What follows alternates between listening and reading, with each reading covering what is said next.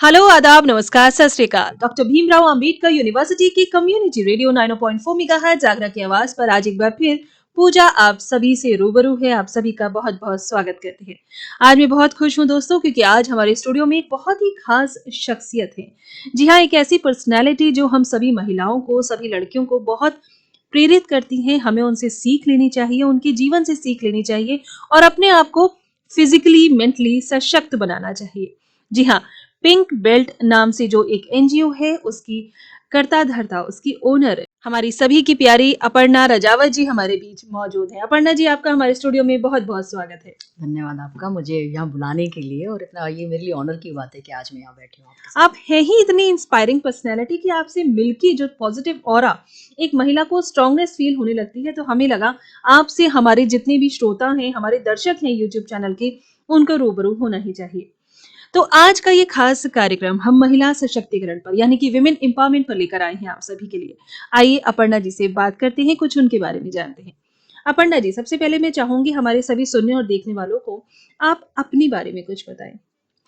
देखिए, अपर्णा राजावत नाम है मेरा। मैं एक राजपूत परिवार से संबंध रखती हूँ और काफ़ी बड़े परिवार से आती हूँ। 4 बहन 2 भाई, काफ़ी चाचा बुआ, जैसे कि राजस्थान के राजपूतों में होता है। और मैंने एक बचपन से मुझे ये था कि मेरे 2 ब्रदर थे, हम 4 बहनें थी, कि एक इनइक्वालिटी मैंने अपने परिवार में, अपने रिश्तेदारों में देखी, और मैं हमेशा क्वेश्चन करती थी कि मतलब ऐसा क्यों? लड़के ये कर सकते हैं, लड़कियाँ नहीं कर सकती, लड़कियाँ कर सकती हैं, बाहर लड़के जा सकते हैं, फ्रीडम, एक वैलिडेशन लड़कों को मिलता है, लड़कियों को नहीं मिलता। तो ये एक क्वेश्चन मार्क मेरे फेस पे रहता था। और मेरे ख्याल से इंडिया में जिस कम्युनिटी से मैं आती हूँ, वहाँ जो जितनी साइलेंट वुमेन होती है, वो सबसे आइडियल वुमेन होती है। तो शायद मेरी सिस्टर बहुत आइडियल समझी जाती थी, बिकॉज दे वर अच्छा। Always silent, whatever, whenever the question come, their answer was always like yes papa, yes भैया, but I was like always why. And that didn't make me really a good person in the family. Like I was always considered as a black sheep. तो anyways मेरी मैं बात को short करूंगी यहाँ पे कि 7-8 साल की उम्र से अपनी जिद के कारण मैंने कराटे सीखना शुरू किया। बहुत मुझे अच्छा। लगता था कि मेरी नज़र में था कि फिजिकल स्ट्रेंथ है, वो एक हर महिला में होनी चाहिए। देखिए, घर में जिस परिवार से हम आते हैं, कजन्स, ब्रदर्स, तो थोड़े से बड़े भाई होते हैं, वो बुली करते थे कि मैं क्वेश्चन भी ज़्यादा करती थी, मैं मना भी करती थी, मैं जो बात मुझे सही नहीं लगती थी मैं बोलती थी उसके लिए। रिबेल करती थी। तो मैं आई वाज लाइक कंसीडर कि हाँ, रिबेल है, और we need to bring her in a like straight line that other girls वो वॉकिंग ऑन। तो मेरी रिबेलियस के कारण मैं काफ़ी बुली भी होती थी घर में। तो मुझे लगता था कि एक ही तरीका है अपने आप को डिफेंस करने का, कि I should learn martial art. Physically अगर मैं स्ट्रांग होंगी तो मुझे घर के बाहर भी कोई बुली नहीं कर पाएगा। बचपन का दिमाग था, 7-8 साल की उम्र में नहीं मालूम था कौन से मेडल्स जीतने हैं, क्या नेशनल होता है, क्या इंटरनेशनल होता है। तब तो ये मालूम था कि हाँ, फिजिकली बहुत स्ट्रांग होना है बस इनको, इनका सामना करने के लिए। अब जिस परिवार से मैं थी, तो लड़कियों के लिए कराटे सीखना तो बिल्कुल ही टैबू था। मतलब राजस्थान के एक छोटे से गांव में आप पली बड़ी, इतना बड़ा आपका परिवार, भाई बहन बहुत सारे, और वहां पर आपने क्रांति एकदम ला दी। क्रांति समझिए उसको। तो बड़ी स्टोरी है कैसे हम गए, मैं कैसे कराटे सीखने। पापा को यही मालूम था मैं ड्राइंग क्लास में जाती हूँ 6 महीने अच्छा, तक। पापा कन्विंस नहीं थे? पापा कन्विंस नहीं थे। मम्मी और मेरी सिस्टर थी, वो दो, they were like crime partners in that. They got a permission from my dad कि let them send to drawing classes. मेरे फादर बड़े खुश हुए कि चलो कुछ गर्लिश थिंग ये सीख रही है लड़कियों वाली चीज़ें, कढ़ाई बुनाई, आज पेंटिंग सीख रही है, कल सिलाई कढ़ाई बुनाई भी सीखेगी। तो बड़े खुश थे वो, उन्होंने तुरंत हाँ कर दिया। मैंने और मेरी सिस्टर ने जाना शुरू करा। मेरी सिस्टर अपनी कॉपी भी ले जाती थी, मेरी भी ले जाती थी। वापस हम आते थे तो मेरे फादर कभी 15-20 दिन में देखते थे, बड़े खुश होते थे, अरे Aparna is going like really good. मैं, हाँ पापा बहुत मेहनत करती हूँ मैं, because my sister was doing. मैं अपना बताऊँ, मतलब मैं एक आम भी नहीं बना सकती अगर मुझे अब ड्राइंग करने को कहो। तो तो आपके एनीवेज, कोच की अगर हम बात करें, वहां जी, पर ये सुविधाएं थी? किस तरह की सुविधाएं? आपने वहां मार्शल आर्ट कराटे सीखा अपने गांव में, अपने क्षेत्र में, क्या उस समय पर वहां पर वो सुविधाएं थी या आपको उसके लिए भी स्ट्रगल करना पड़ा? नहीं, मैं आती हूँ राजस्थान के गांव से, लेकिन मेरे परवरिश आगरा में ही हुई है। अच्छा। मेरे फादर ट्रांसफरेबल जॉब में थे, तो देहरादून रहे 14 साल लगभग। उसके बाद मथुरा रहे कुछ समय। जब मेरा जन्म आगरा में हुआ, तो मेरी जो पूरी कर्म भूमि है और जन्म भूमि भी बोलूँगी, वो आगरा ही है। तो जिस वक्त मैं जाती थी, मेरे कोच के यहाँ बहुत लड़कियाँ नहीं होती थी उस वक्त। ऑब्वियसली कराटे, मैं आज से बात करी करीबन 30 साल पहले की। तो सुविधाएँ लड़कियों के लिए चैंपियनशिप भी नहीं होती थी, कॉम्पिटिशन्स नहीं होते थे। एनीवेज़ मैंने सीखना शुरू करा, तो जब मैं तैयार हो गई, मेरे फ़ादर को मालूम पड़ा मैं सीख ऐसे रही हूँ, जब आगरा में एक डिस्ट्रिक्ट चैंपियनशिप हुई, मेरे कोच ने कहा, "आप भी खेलो।" तो उस चैंपियनशिप में मैंने समहाउ फाइनल में उस वक़्त स्टेट चैंपियन एक लड़की हुआ करती थी, ब्लू बेल्ट। मैंने उसको हरा के दिया, नॉकआउट कर दिया। अब अगले दिन मैं अखबार के सुर्खियों में आ गई।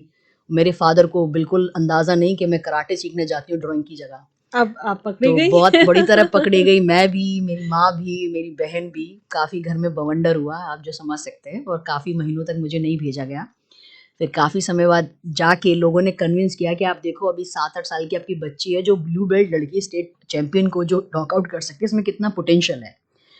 मेरे अंकल, चाचा, दादा, सब कुछ लोग ऐसे थे, काफ़ी लिबरल मेंटालिटी के थे, तो मेरे फादर को कन्विंस किया। Anyway they started sending me. अब मैं आपको जो इंटरेस्टिंग बात है वो ये है कि दंगल पिक्चर तो आज आई है, मैं अपने ज़माने में ऑलरेडी दंगल कर चुकी हूँ बहुत ज़्यादा, क्योंकि उस वक़्त लड़कियों की चैंपियनशिप होती नहीं थी, लड़कों की चैंपियनशिप हर जगह होती थी। जो मेरे कोच थे उस वक़्त, बिट्टू चौहान, उनके कज़िन्स की क्लासेस चलती थी, कॉम्पिटिशन होते थे, मुरैना, भिंड, ग्वालियर, इस तरह के क्षेत्र में, जहाँ केवल लड़के ही सीखते थे, हाँ। लड़कों की चैंपियनशिप्स होती थी।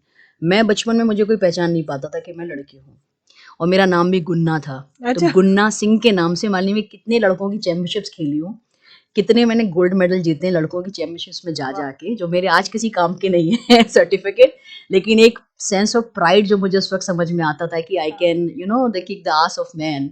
आई एम नॉट सेइंग कि हर महिला को ये करना चाहिए, लेकिन एक जो सेंस ऑफ स्ट्रेंथ मेरे अंदर उस वक्त जागी, मुझे लगता था शायद उसी समय से कि जो मुझे फील होता है, जितनी मैं एम्पावर्ड और जितनी स्ट्रेंथन मुझे फील होता है, शायद इस देश की हर महिला को होना चाहिए, और यही बिल्कुल। कारण है कि आज मैं पिंक बेल्ट चला रही हूँ। और यही कारण है कि आपने Guinness book of world records में अपना नाम दर्ज किया। इसके बारे में कुछ बताइए। गिनीज वर्ल्ड रिकॉर्ड तो देखिए, मैं, मेरी और पिंक बेल्ट मिशन, मैं खुद को क्रेडिट नहीं दूंगी, क्योंकि जब मैंने चलना शुरू किया उस वक्त मुझे नहीं मालूम था कि कितने कंकड़ पत्थर पड़ने वाले हैं। पड़े भी काफ़ी, लोगों ने मजाक भी उड़ाया, लोग हंसे भी। मैं काफ़ी उस समय ऐसे नेताओं के पास भी गई, मैं ब्यूरोक्रेट्स के पास भी गई, कुछ लोगों ने पीठ भी थपथपाई कि आप अच्छा काम कर रहे हैं, और लेकिन ज़्यादातर लोग ऐसे थे जो मजाक उड़ाने वाले थे। लेग पुलिंग करते थे। हाँ, मतलब क्या बकवास चीज़ है, आप 2 दिन लड़कियों को सिखा लोगी तो क्या हो जाएगा, और लड़कियों को क्यों सिखाना है, और आप क्या वेस्टर्न कल्चर यहाँ लेकर आ रही हो। तो इस तरह की बातें, मुझे लगता है आज भी कि अगर वुमेन एम्पावरमेंट की बात है, वो मेन वर्सेस कैसे हो जाती है, या हम अगर ब्लैक लाइव्स मैटर की बात करते हैं तो वर्सेस गोरा कैसे हो जाती है। हाँ, सही तो बात। मुझे ये है कि अगर महिलाओं को बढ़ाने की बात है तो ये आदमियों के अगेंस्ट थोड़ी है। हम तो यहाँ बैलेंस सोसाइटी की बात करते हैं। पिंक बेल्ट में कभी नहीं बोलती कि महिलाएं ज़्यादा सुपीरियर है, मैं ये भी नहीं मानती आदमी ज़्यादा सुपीरियर है। मुझे लगता है कि ये सोसाइटी 2 पहियों पे चलती है और दोनों को इक्वली ट्रीटमेंट मिलना चाहिए। मेरी यहाँ लड़ाई इक्वल ट्रीटमेंट की है, बिल्कुल, क्योंकि आदमी के बिना मैं मानती हूँ समाज बढ़ ही नहीं सकता, जिस तरह से औरतों के बिना आगे नहीं बढ़ सकता। किसी महिला के साथ कुछ भी होता है तो मेरे ख्याल से माँ से ज्यादा सफर तो उसका बाप करता है, उसका भाई करता है। बिल्कुल। क्योंकि जो लड़ाई उन्हें लड़नी होती है एक इमोशनल लेवल पे अपने घर पे, भावात्मक तो वो लड़ लेते हैं, लेकिन बाहर जाके जो सामाजिक है, जो कानूनी है, वो लड़ाई तो भाई और बाप ही लड़ते हैं। तो जितना सफर वो करते हैं उतना सफर घर में बैठी महिला करती है भावात्मक रूप से, लेकिन वो नहीं, वो 3 तरह से लड़ाई लड़ते हैं। बिल्कुल सही। तो मुझे लगता है कि डेफिनेटली ये फिर मैन वर्सेस वुमेन क्या हो तो सोशल प्रॉब्लम है। अगर आप किसी भी वीकर क्रिएचर को दबाते हो एक समाज में, ये सामाजिक समस्या है, ये कोई जेंडर बेस्ड समस्या नहीं है। तो जो वर्ल्ड रिकॉर्ड आपने कहा, मैंने चलना शुरू करा, और by the grace of God, by the blessing of parents, I would say I trained almost 168,000 women different parts of India. Mission 15, 168,000। हाँ जी, 1,68,000 लोगों को सिखाया हमने। 15 स्टेट्स तक मिशन पहुंचा। 2,000 मास्टर ट्रेनर्स हमारी खड़ी हो गई। मैंने वुमेन कमीशन राजस्थान के साथ आप काम किया, महिला बाल कल्याण मंत्रालय उत्तराखंड के साथ काम किया, यूनिसेफ, यूपी पुलिस 1090, काफ़ी एडमिनिस्ट्रेशन के साथ, काफ़ी यूनिवर्सिटी, तो बहुत बड़ा नंबर ट्रेंड होता गया। थोड़ी हमारी जर्नी रुकी है पैंडेमिक पे, लेकिन उससे पहले हम काफ़ी जगह पब्लिश हुए, काफ़ी कंट्रीज़ में हमारे बारे में लिखा गया। और एक कंट्री इटली, रोम में एक न्यूज़पेपर आता है मैसेंजर, उसमें पूरा पेपर हमारे बारे में छपा। वहाँ से नज़र पड़ी एक हॉलीवुड डायरेक्टर की हमारे ऊपर, और उन्होंने मुझे अप्रोच किया, उसमें सैन डिएगो में थी, कि हम, मुझे बुलाया, सपोर्ट करना चाहते हैं, बहुत अच्छा काम कर रही हैं। तब तक मुझे नहीं मालूम था कि हॉलीवुड से 6-7 लोग बैठे हैं, वो ज़्यादा मेरी मेरे व्यक्तिगत जीवन के बारे में जानने के लिए उत्सुक थे, तो मैं ये सोच रही थी ये पिंक बेल्ट मिशन को सपोर्ट करना चाहते हैं, मेरी लाइफ से क्या सरोकार है इनका। सही बात। लेकिन वो मेरे बारे में इसलिए जानना चाहते थे क्योंकि at the end they just reveal their identity and they disclose that they want to make a movie about this mission about my life. Oh, great.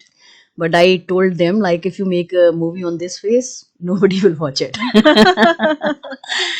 So no, the thing is, movie आपको मालूम है एक fiction है, इसमें obviously एक पूरा exaggeration है, लोग मेरी acting करें. I didn't want that. I wanted that reality should go. And reality was when the real faces, real stories, real pictures will go. So I convinced them, if you want to help us out, you must make a documentary. So the reality must go to the world. And they agreed.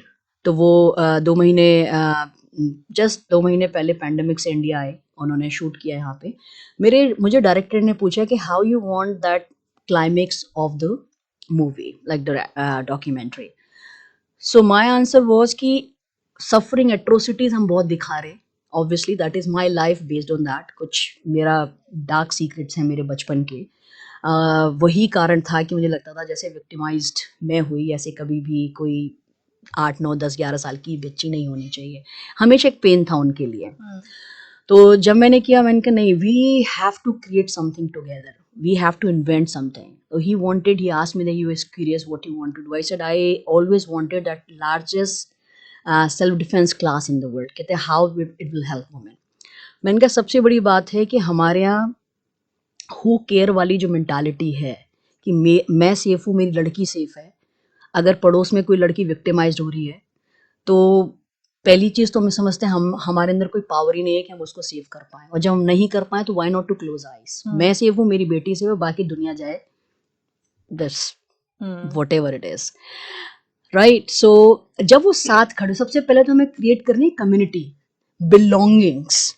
When they stand together for each other, with each other, then the sense of sisterhood, sense of womanhood, sense of belonging of same community will grow inside in that.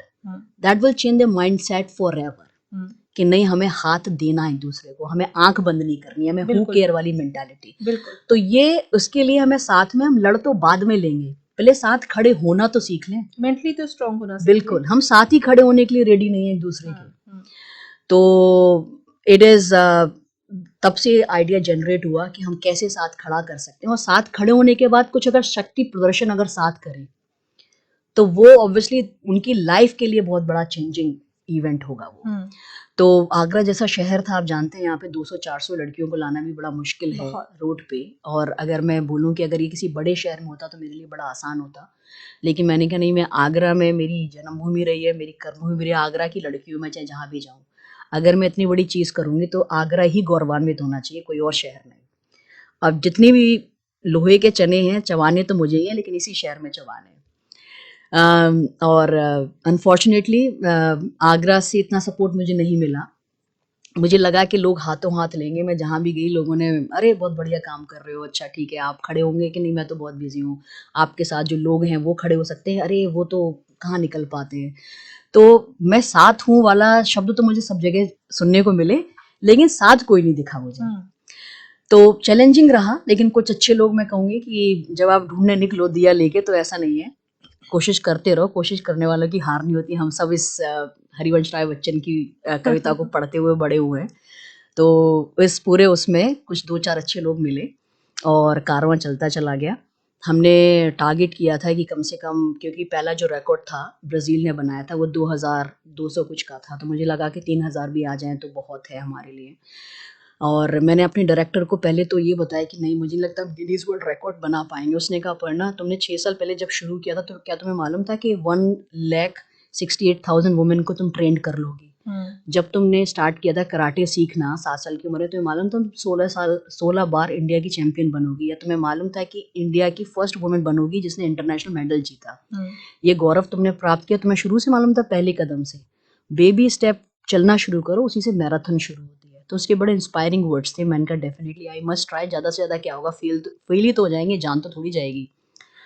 तो आप विश्वास नहीं करोगे, हमने campaign करी, कोई school, कोई college, कोई विद्यालय नहीं छोड़ा, कोई स्लम एरिया नहीं छोड़ा, शू लेबर्स नहीं छोड़े, एसिड अटैक सर्वाइवर्स नहीं छोड़े, एलीट क्लास नहीं छोड़ी, मैंने हर तबका टच किया। और हर किसी से अपील करी कि ये मेरा इवेंट नहीं है, ये आपका इवेंट नहीं है, अपर्णा रजावत पिंक बेल्ट भूल जाओ, ये हमारा इवेंट है, हमें खड़े होना है। और मेरे ख्याल से एक आग जो हम इस शहर से जला सकते हैं, वो तो पैंडेमिक हो गया, नहीं तो हम इसको बहुत आगे लेके जाते, तो जला सकते हैं। एक चिंगारी की हमें ज़रूरत है और पूरे देश की महिलाएं हमारे साथ होंगी, बस हमें स्टार्ट करने की ज़रूरत है। और आप विश्वास नहीं करेंगे, जिस दिन इवेंट था मुझे लग रहा था कि 500 महिला भी आ गई तो मेरी मतलब जीवन सार्थक हो जाएगा। 12,500 महिलाएं आई आगरा के स्पोर्ट्स स्टेडियम में, और 7,401 का हमने गिनीज वर्ल्ड रिकॉर्ड बनाया। 3,500 महिलाएं वहाँ बैठ के हमें चीयर कर रही थी। मेरे लिए खुशी की बात वो पीस ऑफ पेपर नहीं है जहाँ वर्ल्ड रिकॉर्ड लिखा हुआ था, मेरे लिए खुशी की सबसे बड़ा वर्ल्ड रिकॉर्ड ये है कि उस दिन वहाँ पे 4 साल की बच्ची भी थी हमें चीयर करने के लिए, और हमें वहाँ पे 86 साल की 86 साल की महिला भी बैठी थी हमें चीयर करने। बहुत बड़ी बात। ये मेरे लिए वर्ल्ड रिकॉर्ड था। बहुत खूब, बहुत ही शानदार आपकी ये पूरी जर्नी रही है, बहुत सुंदर। धन्यवाद। और इसी से मैं इतनी मोटिवेट हो चुकी हूँ, डेफिनेटली हमारे देखने और सुनने वाले भी बहुत मोटिवेट होंगे। अगर अपर्णा जी, आपकी हमने लाइफ स्ट्रगल की बात करी है, हमने आपके बहुत अच्छे अचीवमेंट की बात करी है, अब हम जानना चाहेंगे पिंक बेल्ट बेसिकली क्या है, किस तरह से काम करती है। आप जगह जगह जाके कैंपेन्स करती हैं, लोगों को मोटिवेट करती हैं, उन्हें सेल्फ डिफेंस सिखाती हैं, क्या आपका स्ट्रक्चर रहता है, किस तरह से आप शुरुआत करती हैं? देखिए, पिंक बेल्ट में ये 6 डायमेंशन पे पिंक बेल्ट बेस्ड करता है, और मुझे लगता है कि महिला की पूरी ज़िंदगी इन 6 डायमेंशन के अंदर ही रिवॉल्व होती है। वो कौन सी? Mental strength, emotional strength, legal strength, digital strength, physical strength और फाइनेंशियल स्ट्रेंथ। तो जहाँ मैं इमोशनल स्ट्रेंथ की बात करूँ तो 13-14 साल की बच्चियाँ मुझे कॉल करती हैं जो विक्टिमाइज्ड हो रही हैं, कोई 30 साल या 35 साल, कोई अंकल हैं, कोई मामा हैं, और मैंने काफ़ी इस चीज़ पे रिसर्च किया, ऐसा क्यों? तो मुझे समझ में आया कि घर पे जो अपब्रिंगिंग है, एक बेटे और बेटी में जो एक भेद, एक अंतर, लड़के को बहुत वैलिडेशन देना, क्योंकि मेरे जब सेशन होते हैं तो मैं कई बार सेशन पेरेंट्स के साथ भी लेती हूँ, और लड़की के अंदर क्या एक वैक्यूम पैदा हो जाता है, एक हॉलोनेस, अगर आपको वैलिडेशन नहीं मिल रही है, एक इमोशनल उसके अंदर जब वैक्यूम पैदा होता है, क्योंकि एक तरफ उसकी कोई सेल्फ वर्थ नहीं है, उसका कॉन्फिडेंस वो डेवलप नहीं हो पाता, उसको वैलिडेशन नहीं मिलती, तो जैसे ही वो 13, 14, 15, 16 साल की होती है, उसको जैसे ही मिलता है बाहर कहीं से भी attention, she runs for it. अगर घर से ही इमोशनली वो इतनी फुलफिल्ड हो, अगर सेम वैलिडेशन मिले, सेम वर्थ दोनों की मिले, तो लड़की इतनी फुलफिल्ड होगी जो लैक ऑफ इमोशनल स्ट्रेंथ के कारण जो बहकती है। मेंटल स्ट्रेंथ इसलिए क्योंकि मैं खुद, मेरी आंटी, काफ़ी आंटीज, मेरी बुआस, माई मौसीज, उनको, मेरी सिस्टर्स भी 2 रोल के लिए यहाँ पे, मैं आज बात कर रही हूँ, मैं एक जनरलाइजेशन बात कर रही हूँ, मैं ये नहीं कर रही बॉम्बे डेफिनेटली, बॉम्बे बड़े शहर हैं, ज़िंदगी अलग है, लेकिन आप जानते हैं भारत की 65% जनरेशन गांव में ही रहती है। महिलाओं को 2 रोल के लिए बड़ा किया जाता है, या तो बेस्ट बेटी बने जब घर पर रहे, और फिर बेस्ट बहू बने। बिल्कुल। इन 2 के अलावा उसकी लाइफ किसी और चीज़ में डिवाइड नहीं होती। मेंटल, हर लड़की बहुत ही हर ह्यूमन बहुत पोटेंशियल के साथ पैदा होता है। बेटा है वो सारी पोटेंशियल यूज कर सकता है, बेटी है इस 2 रोल के अलावा उसको वो मेंटली कंडीशन होती है बचपन से कि बेटा सबसे अच्छी बेटी कैसे, ज़्यादा बाहर कुछ सीन नहीं होना चाहिए आपका, आप समझ सकते हैं जो मैं बात कर रही हूँ। हाँ। जोर से नहीं बोलना है, जोर से नहीं हंसना है, जोर से ये नहीं करना है, क्योंकि तुम एक लड़की हो। ये जो सीख है वो मेंटल कंडीशन उसकी पूरी जिंदगी कितनी वो रहती है कि वो पूरी जिंदगी पनप ही नहीं पाती। तो जो मेंटल स्ट्रेंथ है वो that is only a thing कि whatever potential you have. मैं ये नहीं कहती शादी मत करो, माँ नहीं बनो, ये तो हमारा गहना है, सबको करना चाहिए। आप बिल्कुल, जो संस्कृति है, हमारा कल्चर, मेरी लड़ाई इस देश की संस्कृति से नहीं है, इसके कल्चर से नहीं है बिल्कुल भी, कि ये माँ भी बनो, अच्छी बेटी भी बनो, लेकिन इसके अलावा आपकी जिंदगी में कुछ और है जिस टैलेंट के साथ आप पैदा हुए हो, उसको मत भूलो इन दोनों के अलावा। तो mental strength definitely what they can do in their life beside these 2 role, live best way these 2 roles but live other roles too. उसके बाद लीगल स्ट्रेंथ, मैं जब कॉलेजेस में जाती हूँ, आपको मालूम है कि कोई आपको 15 सेकंड से ज़्यादा घूर ले तो ये क्राइम है। अगर आप रास्ते में जा रहे हैं, टीजिंग पे कोई गाना गा दे चलती के 9 से 12, ये क्राइम है। कई बार आप बस में बैठे होते हैं, मुझे लड़कियां मिलती हैं कि मैम हम बैठे होते हैं, कोई भाई साहब बैठे होते हैं 3 घंटे, उनकी शक्ल को ऐसा देख रहे होते हैं, कभी खुशी कभी गम चल रही है उसके फेस पे, राइट? तो they don't have this right, but unless you don't know your own rights, how you can even defend yourself. बिल्कुल। तो लीगल राइट्स कम से कम आपके जो होने चाहिए, कोई महिला सनराइज से पहले और सनसेट के बाद गिरफ्तार नहीं हो सकती unless it's a heinous crime. 0 FIR है, बहुत सारे वर्चुअल कंप्लेंट हैं। ये जो आपके 10 राइट्स जो हैं 354 से, ये हर महिला को पढ़ाया जाना चाहिए। जब तक वो अपने खुद के अधिकारों के लिए जागरूक नहीं होंगी, वो लड़ कहाँ से लेंगी? सही बात है। जब मुझे मालूम कि मेरा अधिकार है इस कुर्सी पे बैठना, मैं इस कुर्सी पे बैठूंगी भी, और अगर आप मुझे टोकेंगे तो बोल पाऊंगी नहीं ये मेरा राइट है यहाँ बैठना। लेकिन जब मुझे मालूम ही नहीं है कि मेरा अधिकार है इस पे बैठ सकती हूँ, मैं लड़ूंगी क्या आपसे? सही बात। तो लीगल राइट्स इसमें हम डेफिनेटली 354, 375, 376 जो वायलेंस और हैरेसमेंट वाले जो होते हैं, और physical strength, obviously physical strength में सेल्फ डिफेंस मैं सिखाती हूँ क्योंकि मेरे खुद की आर्ट रही है।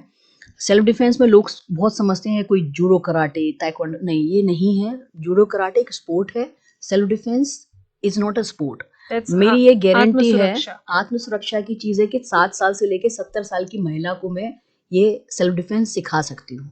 आप में ताकत है तो डेफिनेटली सोने पे सुहागा है, लेकिन ताकत नहीं, it's more technique and any women can learn. ये नहीं कि आप रजनीकांत बन जाओगे लड़ने के बाद कि 5-6 आदमी फ्लाई कर रहे होंगे आपके आसपास, बिल्कुल भी ऐसा नहीं है। लेकिन जब हर महिला सबसे ज्यादा एम्पावर्ड और स्ट्रॉन्ग तब है जिसको खुद मालूम हो कि अपना डिफेंड वो कर सकती है किसी भी डेंजर में, इससे बड़ा कॉन्फिडेंस किसी महिला को कभी नहीं मिल सकता। तो ये फिजिकल स्ट्रेंथ, इसके अलावा डिजिटल सेफ्टी में आज हर 90% महिला जो शहर में रहती हैं लड़कियां, 13-14 एक मोबाइल उनके हाथ में है, इंटरनेट उनके हाथ में। नई आइडिया कितनी विक्टिमाइज वो हो सकती है कि आज वो सॉफ्टवेयर टारगेट है क्योंकि दे आर अवेलेबल ऑनलाइन। जो कल्प्रिट बैठे हुए उनको कहीं जाने की जरूरत ही नहीं, ऑनलाइन जाओ, उनको 50 लोग बैठे हुए हैं। आज आपको अगर सर्वे देखेंगे तो 70% क्राइम आज डिजिटल प्लेटफॉर्म पे हो रहा है। तो डिजिटल प्लेटफॉर्म क्या थ्रेट्स आते हैं, कैसे सेफ रख सकती हैं, अगर विक्टिमाइज्ड हो जाएं तो वो कहाँ जाएं, उसके लिए कौन सी एजेंसीज हो सकती हैं, कौन सी हेल्पलाइन हो सकते हैं, कौन से पोर्टल हो सकते हैं। इसके अलावा फोन में कितनी एप्स आती हैं आजकल, लोगों को कोई अवेयरनेस नहीं। अगर आपका फोन भी ऑफ हो जाए, अगर आप बगल का वॉल्यूम बटन दबा के रखो 10 सेकंड के लिए, तो आपका अगर आपका ऐप फीड है आपके मोबाइल में तो आपका GPS एक्टिवेट हो जाएगा। 10 नंबर आपने जो डाले हुए उनके पास आपकी लोकेशन जाती रहेगी, इवन फोन भी ऑफ है तो। अच्छा, इस तरह की ढेरों एप्स हैं कि आपने एक बटन उस पर दबा दिया तो आपके पास मैसेज चले गया, GPS एक्टिवेट हो गया। तो इस तरह की ऐप हर महिला की उसमें होनी चाहिए। तो ये हम तो मैं जब एक शहर में जाती हूँ, मैं अथॉरिटी से संपर्क करती हूँ। एक मैं कोई ऑडिटोरियम लेती हूँ जिसमें कोशिश करती हूँ कि ज़्यादातर कॉलेज की लड़कियाँ, डिफरेंट कॉलेज, एक शहर हर विद्यालय की 50-50 लड़कियाँ आ जाएं। तो अगर कई बार जैसे BHU में 2700 लड़कियां थी, मैंने इंदिरा गांधी ये लखनऊ में वहाँ करीबन 2500 लड़कियां थी, कोटा में 3200, तो ऐसी काफ़ी बड़ा तबका आ जाता है। स्कूल की लड़कियां मैं इसलिए प्रेफर नहीं करती उस फाउंडर वर्कशॉप में, क्योंकि मेन बात तो वो इतनी इंडिपेंडेंट नहीं होती, थोड़ी इमेच्योर होती हैं, बच्चियां होती हैं। तो अगर कॉलेज की लड़कियां हैं तो ज़्यादा इंडिपेंडेंट रहेंगी। क्योंकि मेरा जो नेक्स्ट टारगेट है, तो आप समझेंगे मैं क्यों बोल रही हूँ, मेरा नेक्स्ट टारगेट होता है मैं ज़्यादा से ज़्यादा वॉलंटियर बनाऊँ। मेरे तो 3 घंटे का सेशन होता है, लड़कियां बिल्कुल ऐसे हो जाती हैं, 2-2 इंच की हाइट बढ़ जाती है सबकी कि बताइए मैम क्या करना है, we want to change this nation. और मैं सच बताऊं 400-500 लोग ही चाहिए देश को बदलने के लिए, ज्यादा की जरूरत नहीं है। महात्मा गांधी ने पूरे देश को एक हिला दिया, 400 तो बहुत बड़ा नंबर कह रही हूँ। तो उन लड़कियों को फिर मैं 3 दिन की ट्रेनिंग देती हूँ, उनको मास्टर ट्रेनर बनाती हूँ। तो मेरे पास एक शहर में अगर 800 लड़कियां आ रही हैं और इजिली हमें बंद करना पड़ता है कि नहीं भाई हमें वॉलंटियर नहीं चाहिए, इतना पावरफुल सेशन होता है कि हर girl want to be a part of pink belt, all of them want to be pink belt. तो मुझे कि नहीं मैं इतने लोगों को ट्रेनिंग नहीं दे पाऊंगी, तो मैं first come first serve basis पे रखती हूँ, कहीं 500 कहीं 600, उनको मैं 3-3 दिन की ट्रेनिंग बना के उनको हम मटेरियल देते हैं। फिर मैं अथॉरिटी से संपर्क करती हूँ कि जो बेसिक विद्यालय हैं, इंटर कॉलेजेस हैं, कॉर्पोरेट्स हैं, वहाँ पे वो ट्रेनर्स जाएं और फिर वो मल्टीप्लाई उस ट्रेनिंग को करें। तो एक शहर में हम 40-40, 45-45 हज़ार लोगों को ट्रेनिंग देते हैं। वाह, बहुत शानदार, बहुत शानदार। तो स्कूल की बच्चियों की अगर हम बात करें, उन्हें आप प्रेफर क्यों नहीं करती हैं? नहीं, क्योंकि वो अगर हम ट्रेनर बनाएंगे, पहली बात तो कॉलेज की लड़कियों का फ्लेक्सिबल आवर्स होते हैं। आपका जो न्यू NEP आया है उसमें 3 घंटे 4 घंटे, तो ये कि उनके पास टाइम ज़्यादा रहता है। स्कूल 8 बजे शुरू होता है, 2, ढाई 3 बजे, तो बच्चियां अगर वो आ भी जाएं तो उसके बाद स्कूल और कॉलेज टाइम खत्म हो गया। हाँ।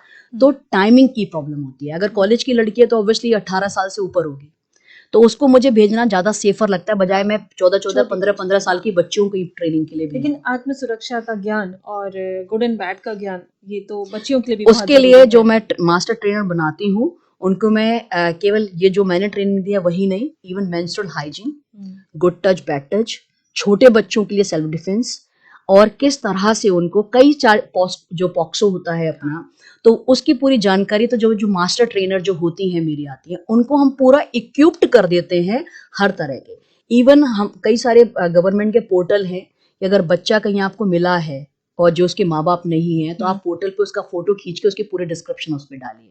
आप जानते हैं HRCC होता है अपना हैरेसमेंट कमेटी, उसमें बना। तो हम जो मास्टर ट्रेनिंग हमारी होती है वो 3 घंटे में मैं क्या करवा पाऊंगी, वो तो मेरा एक ट्रेलर होता है। वो 3 दिन की ट्रेनिंग में पूरी मूवी होती है। तो हम उनको इतना इक्विप्ड कर देते हैं कि उन ट्रेनर को फिर हम आप स्कूल तो छोड़िए, हम प्राथमिक विद्यालय, नर्सरी, KG के बच्चों भी भेजते हैं। बहुत शानदार। तो हम पूरे विद्यालय, बेसिक एजुकेशन से लेके और पूरे यूनिवर्सिटी तक उन मास्टर ट्रेनर के दिशा निर्देश में हम उसको पूरा कराते हैं। तो क्या आपके मास्टर ट्रेनर्स भी इतने एंथुसियास्टिकली बच्चों के साथ में जुड़ करके काम करते हैं जैसे आपको देख के तो बच्चों का बहुत अच्छा मोटिवेशन बढ़ता होगा? देखिए, आपने मुझसे बिठा के मुझे एक बात कही कि आपसे हम भी इंस्पायर होते हैं। हाँ। आपने एक पहली ये बात की, आपने क्यों कही? क्योंकि जो चिंगारी मेरे अंदर है वो सबके अंदर है, वो आपके अंदर भी है। बात यह है कि मैंने केवल इतना काम किया, मैंने कहा, क्योंकि जब मैंने शुरू किया था मैं निर्भया कांड से बहुत ज़्यादा हिल गई थी। मैं लंदन में थी, बहुत हाई प्रोफाइल जॉब में थी, मैं इंटरनेशनल टूर डायरेक्टर थी, और मैं 2 साल मुझे लगे वहाँ सब कुछ खत्म करके वापस आने में। तो उस पूरे इंसिडेंट ने मुझे इतना डिस्टर्ब किया था, और शायद उससे मैं बहुत ऑब्सेस्ड हुई उस इंसिडेंट से कि मैं और ज़्यादा कि वुमेन क्राइम क्या है। जब मैंने स्टैटिस्टिक्स पढ़ी NCRB की, तो मैं विश्वास नहीं कर पाई कि जो मैं पढ़ रही हूँ वो सही है। उसके बाद उसमें एक चीज़ ये लिखी हुई थी, मैंने NCRB की शायद 2016 की रिकॉर्ड पढ़े थे, जिसमें हर 13 मिनट में एक लड़की का रेप होता है इस देश में। हर दिन 6 गैंग रेप्स होते हैं, 29 विक्टिम्स ऑफ एसिड अटैक होते हैं हर महीने, और 69 महिलाओं की डाउरी के नाम पे डेथ होती है महीने का, आपको बता रही हूँ मैं आंकड़ा। और उसके बाद उसमें एक लाइन लिखी हुई थी कि ये केवल 20% केसेस हैं, 15-20% जो रिपोर्टेड हैं, 80% तो रिपोर्टेड भी नहीं है। बिल्कुल। तो मैंने कहा ये तो झूठ बात है, ऐसा तो नहीं हो सकता, ये तो मुझे ऑलरेडी इतना बड़ा दिख रहा है। लेकिन जब मेरी ट्रेनर्स ने जाना शुरू करा गाँव में, प्राथमिक विद्यालयों में, इन सब में, तो आपको विश्वास नहीं होगा, हमें इतने विक्टिम्स मिले हैं, इतने विक्टिम्स मिले हैं, 6-6, 7 साल की बच्चियां जिनको तो मालूम भी नहीं उनके साथ क्या हो रहा है। और डॉक्यूमेंट्री के लिए एग्री होने का कारण यही था कि जब मुझे शायद मास सपोर्ट मिलेगा इस देश से भी, बाहर से भी, तो फिर हमारी वॉइस हर्ड होगी, that my voice will be more powerful when that mass will be standing behind me, and I think हम बहुत बच्चों की जिंदगी बचा सकते हैं। तो वो मैंने केवल, आपका क्वेश्चन का जवाब मैं अब दूंगी, कि मैंने केवल यह कि नहीं, मुझे केवल अपने व्हाट्सएप पे ब्लैक डिस्प्ले पिक्चर नहीं लगानी है, या मुझे अपने फेसबुक की उस पर मुझे कुछ एक स्लोगन नहीं लिखना है, मुझे कुछ करना है। मुझे कैंडल नहीं जलानी है कहीं जाके, मुझे किसी चौराहे पे खड़े होके एक बैनर लेके खड़े हो, मुझे ये नहीं करना है। मैं आधे घंटे जाके घर आके फिर बैठ जाऊंगी, फिर मैं इंतजार करूंगी शायद कुछ और हो, फिर मैं कैंडल, कितने समय तक हम कैंडल जलाते रहेंगे, कितने समय तक बैनर। मैं कुछ एक्शन करना चाहती थी, केवल मेरे में और आप में इतना ही अंतर है। अगर आप मुझे आज बैठ के कह रहे हैं इंस्पायर है, क्योंकि आपके अंदर ही वही हीरो है जो मेरे अंदर हीरो है। और आज इंटरव्यू लेने का, आप मुझे 2 दिन पहले मिले, आपने कहा नहीं पढ़ना जी, आपका तो इंटरव्यू लेना है, क्योंकि you are living same spirit what I am living, and I think every woman of India is living the same. और हम चाहते हैं कि आपकी पहचान, आपका काम जितना ज़्यादा हमारे रेडियो के माध्यम से, हमारे YouTube चैनल के माध्यम से सभी लड़कियों, सभी महिलाओं तक जा सके, हम उतना ही गौरवान्वित और महसूस करेंगे। आज बहुत अच्छा लग रहा है। अपर्णा रजावत जी हमारे बीच हैं, पिंक बेल्ट NGO से हैं मैम, और अपर्णा जी बहुत ही सशक्त महिला हैं, और हम सभी को, सभी महिलाओं को, सभी लड़कियों को सशक्त बनाने का ही काम करती हैं। यही आपका परिचय है मेरे ख्याल से। कैसा लगा आज आपको हमारे स्टूडियो में आकर? मुझे सबसे मेरे लिए बहुत ऑनर की बात है, it's such a privilege to like talk to you, and I met you just 2 days before, and when you said कि अपर्णा जी आपको आके, केवल मैंने 5 मिनट आपसे बात करी है, थोड़ी सी बात सुन के, क्योंकि जो मैं बदलाव देखना चाहती हूँ शायद आप भी वही बदलाव देखना चाहती हैं, और आज इसलिए मैं आपके साथ यहाँ बैठी हुई हूँ। और मेरी बहुत सारी शुभकामनाएं आपके इस चैनल को, क्योंकि बहुत अच्छा काम आप कर रही हैं, बहुत अच्छा काम ये चैनल कर रहा है हम जैसे लोगों को, क्योंकि हमारे अंदर जो भी है जब तक वो बाहर नहीं जाएगा, मेरी बात बाहर जाने का मतलब ये है, शायद 5 लोग भी वही चाह रहे हैं, वही ज़िंदगी जी रहे हैं, उनको मालूम नहीं है क्या करना है। शायद मेरी कुछ बातें उनको ये प्रेरणा देंगी कि नहीं, अगर ये कर सकते हैं तो हम भी कर सकते हैं। तो जो गुड कर्म आप अर्न कर रहे हैं, उसके लिए आपको बहुत शुभकामनाएँ, इस चैनल को बहुत शुभकामनाएँ, और ऐसे ही मैं अपडेट रखूँगी आपके इस चैनल का कि और महिलाओं को ऐसे लाइए और इस देश को जगाइए।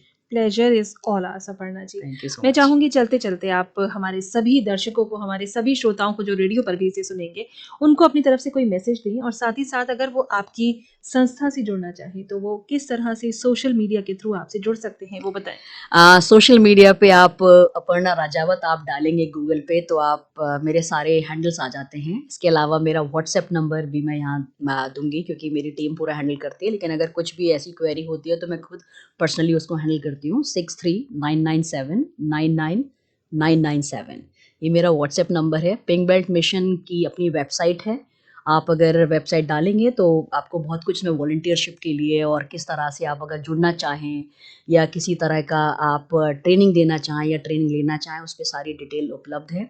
और just good luck for all your future endeavours, I will say that. And जो आपके अंदर हीरो है, मैं यही बोलूँगी लास्ट में, उसको सोने मत दीजिए, उसको जगाइए। और एक मीनिंग लाइफ में आपकी क्या कॉलिंग है, ये कॉलिंग ज़रूर आप ढूंढिए कि कुछ ना कुछ, हर व्यक्ति कुछ ना कुछ कॉलिंग के साथ पैदा हुआ है। तो whenever you will live your last days, you look back your life and say what a roller coaster I lived. And मैंने कुछ मरने नहीं दिया, मैंने जिंदगी अपनी सच में एक हीरो की तरह जी है। Thank you. Aparna ji, it was lovely having you in our studio. Thank you so much. Thank you so much for being with us. Thank you so much. तो फिलहाल इस बेहतरीन बातचीत के साथ पूजा आपसे इजाजत लेती है, लेकिन फिर से होगी आपसे इसी चैनल पर मुलाकात। तब तक के लिए पूजा को दीजिए इजाजत। नमस्कार।